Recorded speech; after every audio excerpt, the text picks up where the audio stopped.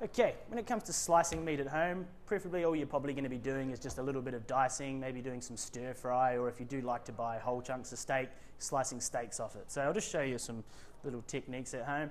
When it comes to things like casseroles, I've got a piece of chuck steak here. People go on about certain sizes for diced and things like that, but when you're cooking a meat for as long as what you're going to be cooking a piece of chuck for, the size isn't going to really matter too much, because hopefully it should be falling to pieces and melting in your mouth anyway. So just little ones. Literally very nice and easy. With the chuck, I just sort of go straight down like so, and then sideways, and you can get yourself nice little sizes, whatever you're after. Chuck is quite a tough piece of meat, so your knife probably won't be as sharp as this, so it might be a little bit harder for you to do so, but just be nice and careful. You want to keep your hands always to the left side of the meat and cut away from your body as well. So keeping your nice hands as safe and sound away from the blade there, and just little slices. If you do feel, a lot of the time you'll feel it getting cut on there, stuck on there, just make sure you keep your fingers away, and what you really want to try to do is push down with the forward of your knife and get that to touch, and then pull back, rather than sawing at it and you get marks and that in there. You want a nice forward and slice in one big movement, so it's nice and easy for you. Okay. Push that on the side.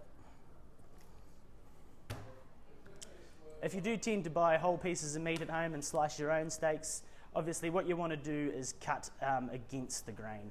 Imagine a tree. If you're going to try to chop it down straight down the middle, it's going to be a lot harder than what it is if you're trying to chop it sideways. So this here is a piece of sirloin, New York steak, porterhouse, whatever you would like to call it. And you can see here, I'm not too sure if you can on the camera, the grain's running through it, so that's the way the grain is running. So we want to chop against the grain, which is going to be down this way like this. Once again, also you want to make sure your fingers are nice and safely out of the way. Push down hard forward with the knife so the blade's hitting the bottom, and then one slice backwards. If you can't get it in the one go, obviously get started off, you can do a little backwards motion and then forward again, and you should be able to come straight back through nice and easy as such. Okay. Move these in here. Another thing you'll probably be doing at home is chicken breast. Schnitzels, stir fry, dicing, all of the above. There's a few different techniques when it comes to schnitzeling. We tend to here just to butterfly our schnitzels, so what that means is I cut almost the way through and then open it up.